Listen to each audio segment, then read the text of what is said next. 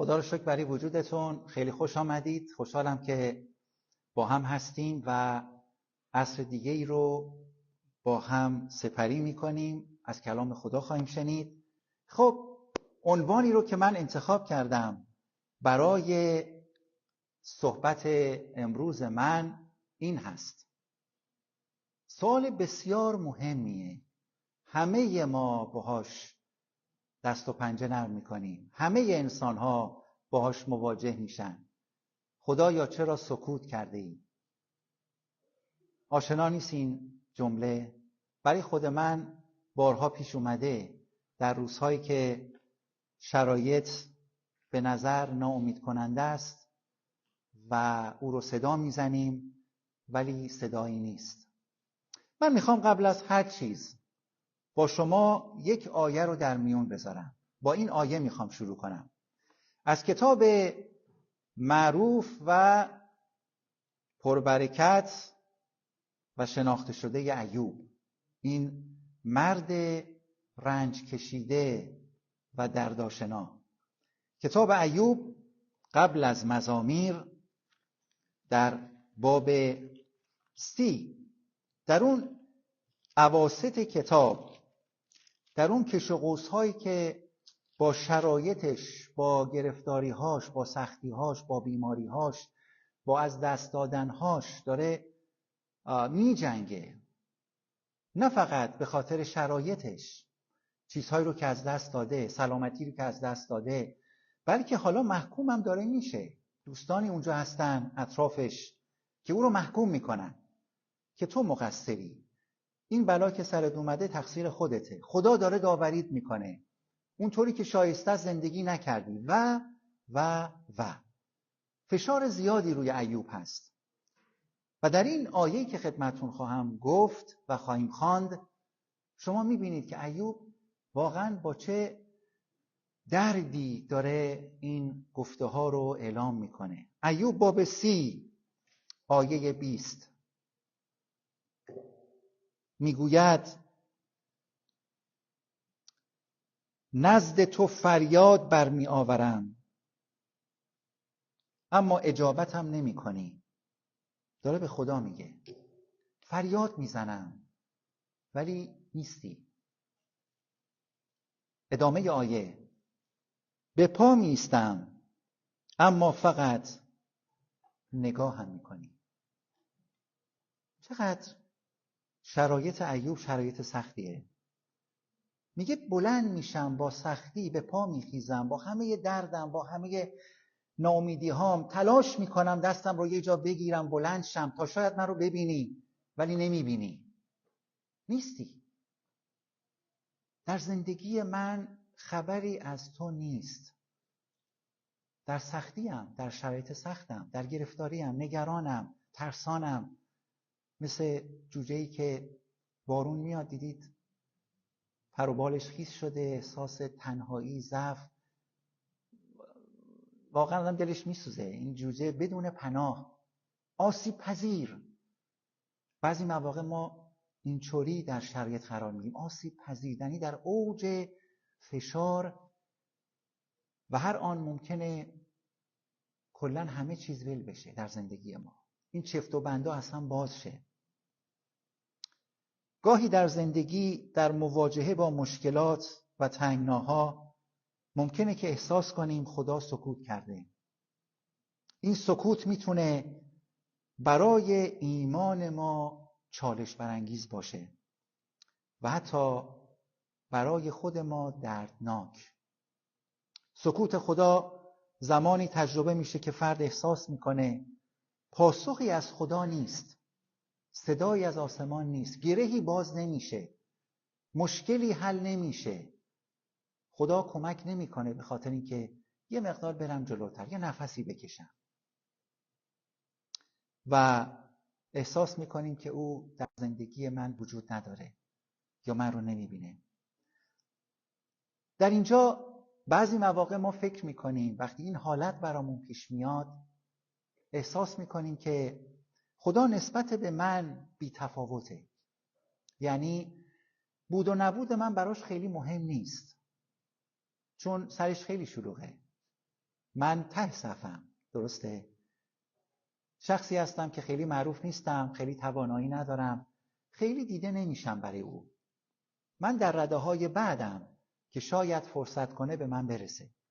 یا ممکنه بگیم که اصلا نیست، یعنی به جایی میرسیم که ممکنه بگیم خب اصلا وجود خارجی نداره، چون عملاً هیچ اثری ازش نیست در زندگی من. یا بعضی مواقع ممکنه به اینجا برسیم که حتما من خطایی کردم، گرهی در زندگی من هست که او از من ناراحته، که او روشو برگردونده، که او نمیخواد کاری بکنه، یه نوع گوشمالی به خاطر رفتارم، به خاطر برخوردم، به خاطر اعمالم، به خاطر گذشتم، و در کل مورد غضب و داوری او هستم. ولی میخوام به شما بگم در یک جمله، خلاصه پیغام امشب، در یک جمله، اون چیزی که میخوام آخر بگم رو الان میگم. سکوت خدا نشانه حکمت، برنامه او برای زندگی من و محبت اوست. برعکسه، خدا سکوت میکنه. اتفاقا در این سکوت من و شما در سکوت او حکمت میبینیم، در سکوت او نقشه بزرگ میبینیم، در سکوت او محبتی بی‌نظیر میبینیم. شاید بگید چطور؟ کلام خدا مثالهای مختلفی میزنه از مردان و زنان خدایی که با خدا زندگی کردن، با خدا راه رفتن و سکوت خدا رو توی زندگیشون تجربه کردن. من و شما مسیحی شدیم، درسته؟ تصمیم گرفتیم آنچه که عیسی میگوید رو پیروی کنیم.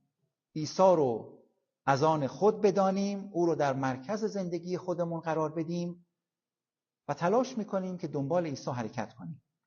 یادتون هست اون تئاتری که عزیزان به زیبایی برامون شب کریسمس داشتن؟ عیسی آمد و بعد اون ایمانداری که ضعیف بود، خسته بود، ناامید بود، دنبال عیسی حرکت کرد تا یه جایی اومد، ولی از یه جایی به بعد گفت سخته، مسیر سختیه، بیش از این نمیتونم. مردان و زنان بسیاری در کتاب مقدس به اینجا رسیدن. سکوت خدا، عمل نکردن خدا، وارد میدان نشدن خدا در روزهای سخت. یکی از نمونه‌های شناخته شده اسارت قوم اسرائیل به بابل. 70 سال قوم اسرائیل به اسارت رفتن. 70 سالی که یک عمر گذشت و بسیاری امیدوار بودن خدا بالاخره خواهد آمد، خدا بالاخره ما رو از این اسارت برخواهد گردانید. و خبر خوش، کوروش وارد میدان شد. کوروش پادشاه هخامنشی ایران وقتی که بر تخت پادشاهی نشست، بابل رو شکست داد، فرمان داد تمام اسرا میتونن برگردن، به خصوص یهودی ها. یا نمونه دیگه، بین عهد عتیق و عهد جدید 400 سال سکوته. هیچ اتفاقی از طرف خدا نمیفته. آخرین نبی که ملاکی است که پیغام توبه و بازگشت رو داره، در حدود 400 و خورده قبل از میلاد، تا زمانی که یحیی متولد میشه و بعد عیسی متولد میشه و عهد جدید. این فاصله، عهد عتیق و عهد جدید، 400 سال. خدا نه صحبتی میکنه، نه کتاب آسمانی میفرسته، نه نبی و پیامبری میاد. سکوت. شما تصور کنید، پدر به پدر بزرگ به پدر به فرزند یادآوری میکنه منتظر باش، خدا گفته خواهم آمد. در عهد عتیق خدا وعدش رو داده، باید منتظر بود، خدا خواهد آمد. سالها و سالها و سالها میگذره، هیچ اتفاقی نمیفته. شوخی نیست 400 سال سکوت. ولی کلام خدا میگوید چون زمان زمان آسمان مهیا شد و در زمان خودش خدا پسر خودش رو فرستاد. در زمان آسمان خدا وارد میدان شد. یا نمونه دیگه، بزرگترین سکوت زمانی است که عیسی داره درد میکشه در باغ گتسیمانی.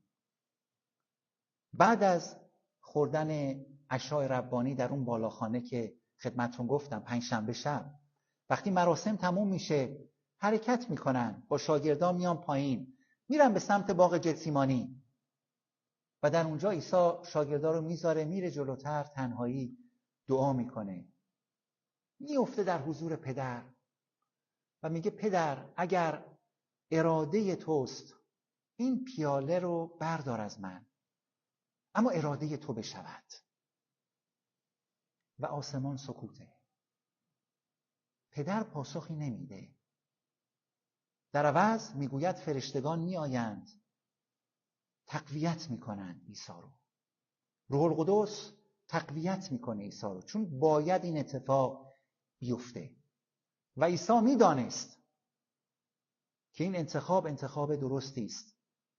برای همین اومده بود در بین انسانها که برود روی صلیب برای پرداخت بهای گناهان تمامی بشر. و روی صلیب میگوید پدر روح خودم رو به دستان تو میسپارم. کلام خدا میگه 3 ساعت 12 تا 3 بعد از ظهر همه جا تاریک میشه. سکوت به نظر تلخه، به نظر درد داره، به نظر تنهاییه، ولی اگر مسیر درست باشه، جایگاه درست باشه، شخص درستی باشه در مقابل ما، اون سکوت نه تنها باعث ضعف نیست، باعث شکستگی نیست، باعث تنهایی نیست، باعث از دست رفتن نیست، بلکه توأم با برکته. در چنین شرایطی من و شما ممکنه شک کنیم، من و شما ممکنه بترسیم، من و شما ممکنه ایمانمون رو از دست بدیم، اما خدا رو شکر میکنیم که خدا من و شما رو در زمانهای سکوت تنها نمیذاره. آمین. و او وعده داده با شما در همه شرایط زندگی خواهم بود. واکنش من در زمان سکوت خدا. به 3 نکته میخوام اشاره کنم. بریم سراغ اولین نکته. اولین نکته، سکوت خدا فرصتی است برای جستجوی بیشتر روی او و شناخت او و ملاقات با او و تجربیات روحانی و قدم زدن با او. داستان‌های زیادی هست که ما می‌بینیم مردان و زنان خدا وقتی در بیابانی قرار می‌گیرن، در یک تنهایی قرار می‌گیرن، در اونجا یک تجربه عمیق روحانی با خدای زنده رو به دست میارن. چیزی که اصلا در فکرشون نبود، اصلا باورشون نمیشد. چطور ممکنه من تنهای شکست خورده ضعیف ناامید که همه چیز به نظر من از دست رفته است، یک دفعه خدا به ملاقات من بیاد؟ آخه من کیم مگه؟ من که در اوج ذلت و تنهاییم چیزی واسه ارز اندام ندارم، چیزی واسه ارزش نشون دادن ندارم، امتیازی ندارم بگم منم اینم، در پایین ترین سطحم. اتفاقا اینو از من داشته باشید بر طبق کلام خدا. وقتی که فروتن میشویم، خداست که من و شما رو میآید تا بلند کند. جایی که من و شما تسلیم میشیم چون میگیم خداوند نمیتونم، خدا میگه قرار نیست تو بتونی، قرار من در تو عمل کنم، من در زندگی تو ورود کنم، معجزات من قراره در زندگی تو وارد بشه. داستان موسی رو یادتون بیاد. خدا موسی رو ملاقات میکنه، بهش میگه من میخوام تو رو بفرستم به مصر. موسی میگه یه لحظه، من نه بلدم صحبت کنم، نه خاطره خوبی دارم اونجا، نه اصلا تو رو میشناسم، نه اونا تو رو میشناسن، گرفتاری زیاده. خدا میگه تو رو انتخاب کردم، تو قرار نیست کاری بکنی، هارون به جای تو صحبت خواهد کرد. عصایی در دست خواهی داشت که قدرت من جاری خواهد شد در این عصا. تو فقط لبیک بگو. اجازه بده من در خدمت تو، در زندگی تو عمل خواهم کرد. در ارمیا باب 29 میگوید آنگاه که مرا بخوانید آمده نزد من دعا کنید شما را اجابت خواهم کرد. آنگاه که مرا بجویید مرا خواهید یافت، اگر مرا به تمامی دل خود بجویید. من و شما احتیاج داریم او را بجوییم، اما در زمانی که احساس تنهایی میکنیم و احساس سکوت میکنیم، اتفاقا در اونجاست که خدا میخواد با صدای گرمش، با آغوش بازش به من و شما نشون بده که من هستم در این سکوت. قرار نیست در تنهایی این سکوت رو طی کنی. من کنار تو هم، چون در این سکوت قرار رشد کنی، چیزهای یاد بگیری.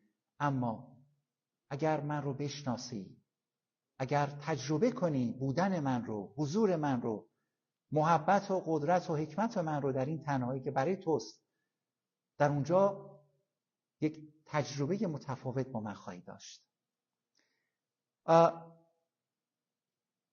وقتی به دنیای اطرافمون نگاه میکنیم، یک اصطلاحی هست میگویند حیرت زده میشیم. از این همه بزرگی حیرت زده میشیم. شما دانه شن رو در نظر بگیرید. این دانه شن رو شما بلند کنید به آسمان. یک دانه شن. تمامی کهکشان پشت این دانه شن. عظمتی در دنیای نادیدنی ما وجود داره که دانشمندان میگن 94% کهکشان‌ها هنوز، یا بهتره بگم اون فضای شناخته شده اطراف کره زمین، 94% هنوز ناشناخته است. فقط 6% که ما توسط تلسکوپ‌ها و سفینه‌ها تونستیم دنیا و گیتی خودمون رو بشناسیم. و جالبه که آنچه که در آسمان و در فضا می‌بینید، در بین ستارگان و کهکشان‌ها یک زاد و ولدی وجود داره.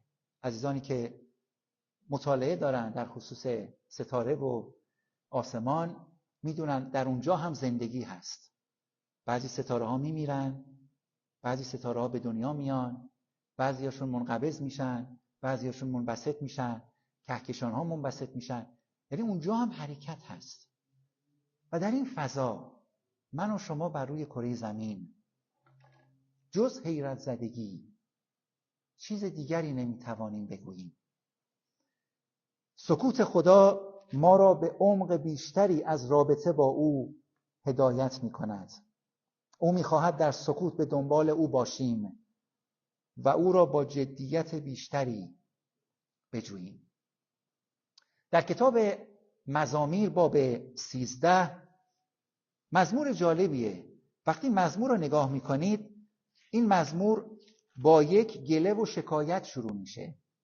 مزمور نویس اینطور میگه، مزمور 13: تا به کی خداوندا، آیا مرا تا ابد فراموش خواهی کرد؟ آیا مرا تنها خواهی گذاشت در این سکوت، در این تنهایی با مشکلاتم؟ تا به کی روی خود را از من خواهی پوشانید؟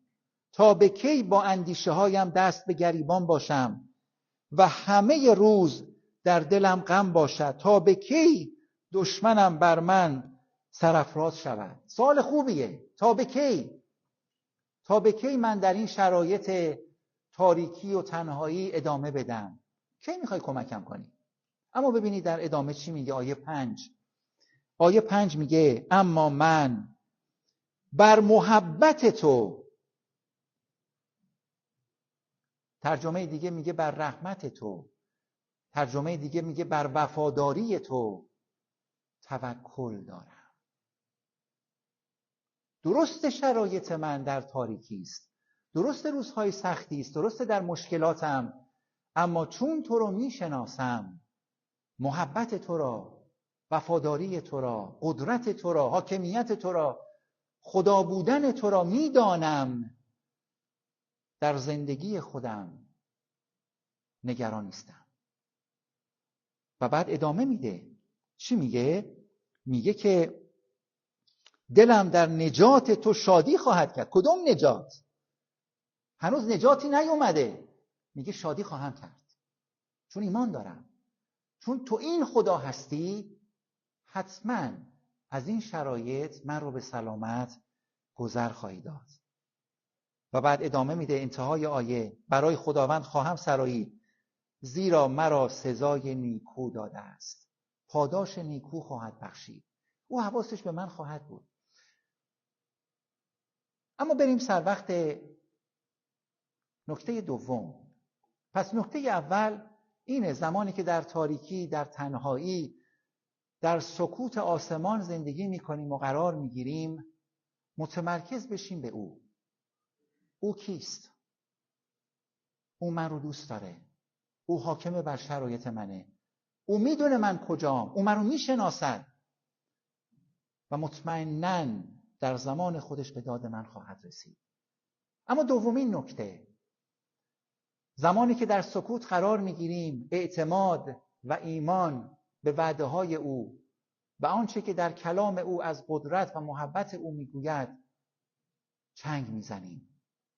اعتماد و ایمان به وعده های او، آنچه که کلام او میگوید. کتاب حبقوق نمونه جالبیه. یکی از انبیای عهد عتیقه. من آیه 1 رو براتون میخونم. باب 1 آیه 1 کتاب حبقوق. جالبه، کتاب جالبیه. قبر حبقوق در ایرانه. یکی از انبیای عهد عتیق هست. کتاب حبقوق باب 1 آیه 1 آیه 2: خداوندا تا به کی فریاد برکشم و تو نشنوی؟ این به نظر میاد این تنهایی، این فریاد زدن و هیچ جوابی نشنیدن خیلی ها تجربهش رو دارن. حبقوق که یک نبیه. خداوندا تا به کی فریاد برکشم و تو نشنوی؟ یا نزد تو فغان برارم که خشونت، این همه ظلم، و نجات ندهی؟ چرا ظلم را به من می نمایی و برانم می داری که بر تیر روزی بنگرم؟ چرا شرایط اینقدر گره خورده، اینقدر تیره و تاره که هیچ راه گریزی نیست؟ ظالم به ظلم خودش ادامه میده، مظلوم محکوم میشه و مضروب میشه و از بین میره. پس کجا هستی؟ داوری تو کجاست؟ همین دعا هم بعضا برای ایران ما داریم. خداوندا برس به داد مردم ظلم دیده ما. همین حبقوق وقتی که با خدا گفتگو میکنه در اون تنهایی خودش و خدا به او جواب میده، در انتهای کتابش ببینیم چی میگه. حبقوق باب 3 از آیه 17. حبقوق میگه: اگرچه درخت انجیر شکوفه نیاورد، میوه در موها یافت نشود، محصول زیتون از میان برود، مزرعه ها آذوقه ندهد، گله از آغل منقطع شود، رمه‌ای در طویله ها نباشد. یعنی تصویر زندگی ایوب. همه چیز را اگر از دست بدم، لیکن من در خداوند شادمان خواهم بود و در خدای نجات خیش وجد خواهم کرد. خداوندگار یهوه قوت من است. او پاهایم را همچون پاهای آهو می‌گرداند و مرا بر مکانهای بلندم خرامان می‌سازد. این تجربه تغییر در نگاه حبقوق نتیجه وارد گفتگو شدن با خدا و درک این حقیقت که خدا وعده داده من تو رو رها نخواهم کرد. میگوید در خداوند شادمانم، چون او نجات منه، او قوت منه. پاهایم را بر مکانهای بلند مثل یک آهو که بر صخره‌ها میسته خرامان خواهد ساخت. در جایی که نه طوفان نه هیچ کس دیگری نمیتونه اون مکان صفر رو از زیر پای من جابجا کنه. عیسی در انجیل متی باب 7 میگوید اگر خانه خودمون رو بر روی کلام خدا بر روی صخره بسازیم، طوفان، امواج و خبرهای بد نمیتونه پایه این خانه رو بلرزونه. پس من و شما لازم داریم نه فقط با او ملاقات کنیم در تنهایی خودمون، بلکه به کلام او بچسبیم که وعده‌هایی است عالی برای روزهای تنگ، برای روزهای تنهایی، برای روزهایی که من احساس میکنم هیچ کس به فکر من نیست. در مزمور 119 آیه 25 میگوید جان من به خاک چسبیده است، مطابق کلامت مرا زنده ساز.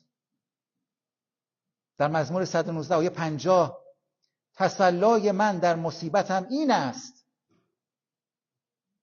که وعده تو مرا زنده میگرداند.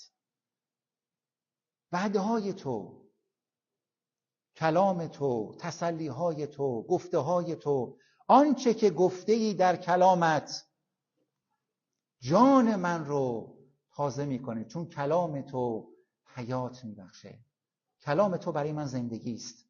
من باور دارم به این کتاب مقدس که فقط یک نوشته تاریخی و داستانگونه و ثبت روایات نیست، بلکه کتاب مقدس توأم با یک قوت و یک لمس در پس نوشته ها توسط روح القدس در زندگی من عمل میکنه. وقتی کلامی رو میخونم در اوج ناامیدی، یک دفعه خدا با من سخن میگه، چشم من باز میشه، دلم گرم میشه. نمیدونم تجربهشو دارید یا نه، من دارم. من هر روز کتاب مقدس میخونم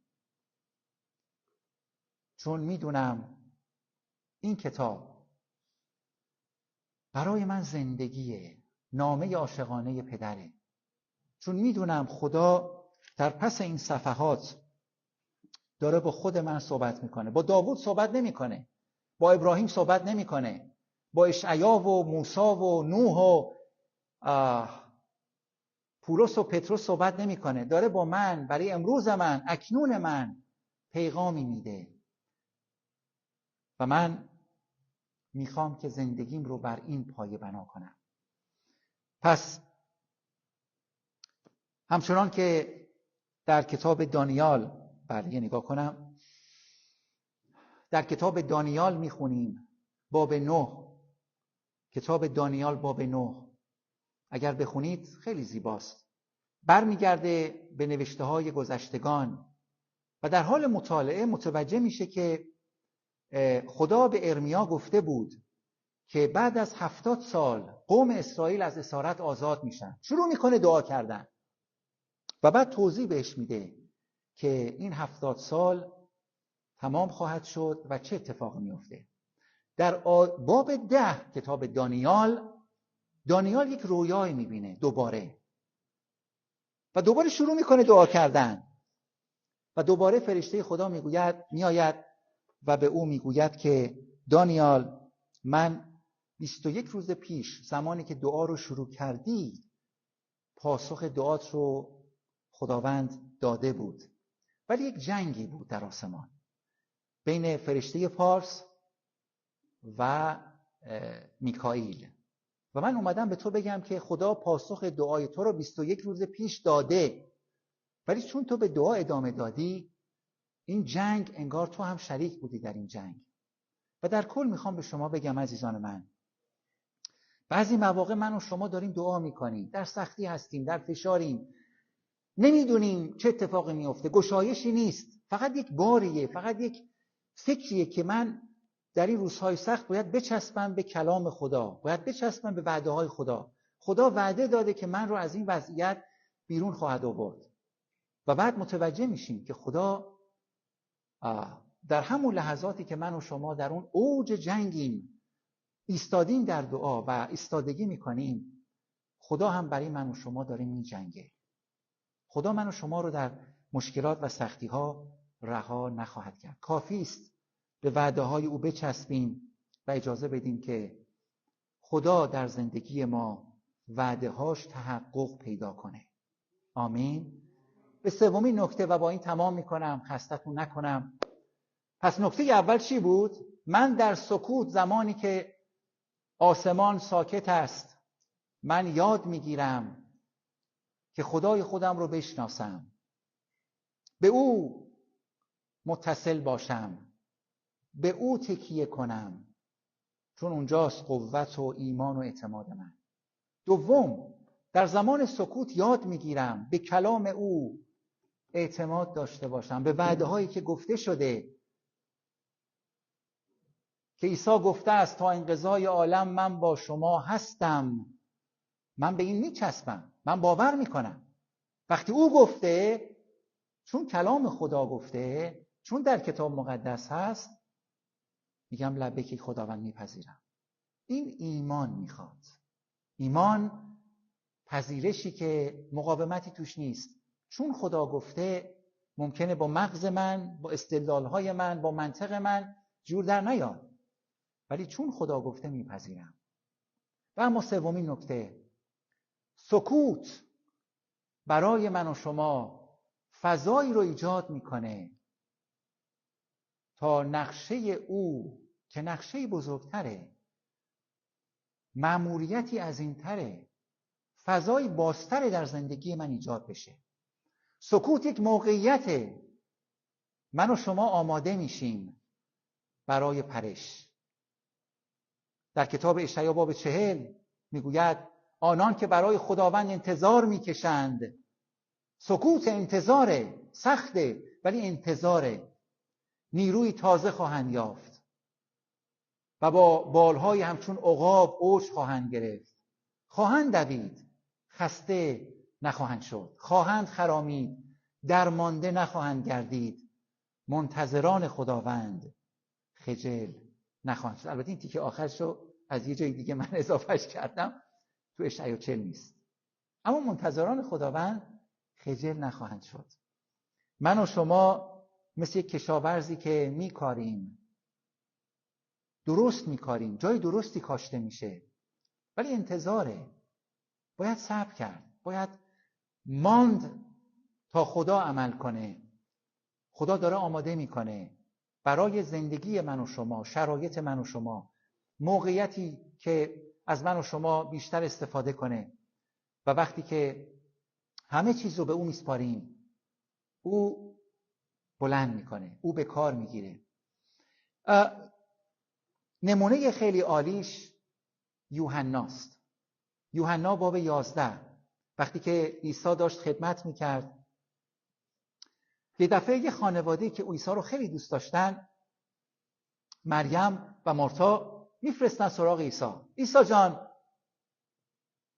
بیا که دوست عزیزت ایلازر مریض شده، در حال مرگه، تو میتونی دعا کنی براش، تو میتونی شفاش بدی. عیسی میگه چون این را شنید، 2 روز دیگر در جایی که بود موند. و بعد شاگرداش میگن که چرا؟ میگه که این بیماری به مرگ ختم نمی شود، بلکه برای تجلیل خداست، تا پسر خدا به واسطه آن جلال بیابد. این توقف، این سکوت، این تأخیر قرار یک اتفاق بزرگتری بیفته. میگه ایلازر نمرده، خوابیده، ولی موضوع ایلازر نیست. موضوع قدرت پسر خداست بر مرگ و آنچه که جلال بر او خواهد رسید. یه اتفاق بزرگتر. این سکوت خبر از یک اتفاق بزرگتر داشت. مرگ عیسی، سکوت شنبه که شاگردان در روز جمعه وقتی دیدن عیسی رو در قبر گذاشتن، عیسی مرده، شنبه در قبر بود، شاگردها ترسان در خانه بودن. یک سکوتی بود شنبه. یک شنبه صبح زود خانوما اول اومدن که با عطر اون جسد رو عطرآگین کنن در کنار قبر. دیدن سنگ قبر به کناری است. سکوت چند روزه مواجه شدن با قیام پرجلال عیسی. خدا میخواد عزیزان از سکوت زندگی ما جلال خودش رو نمایان کنه، اما شرط داره.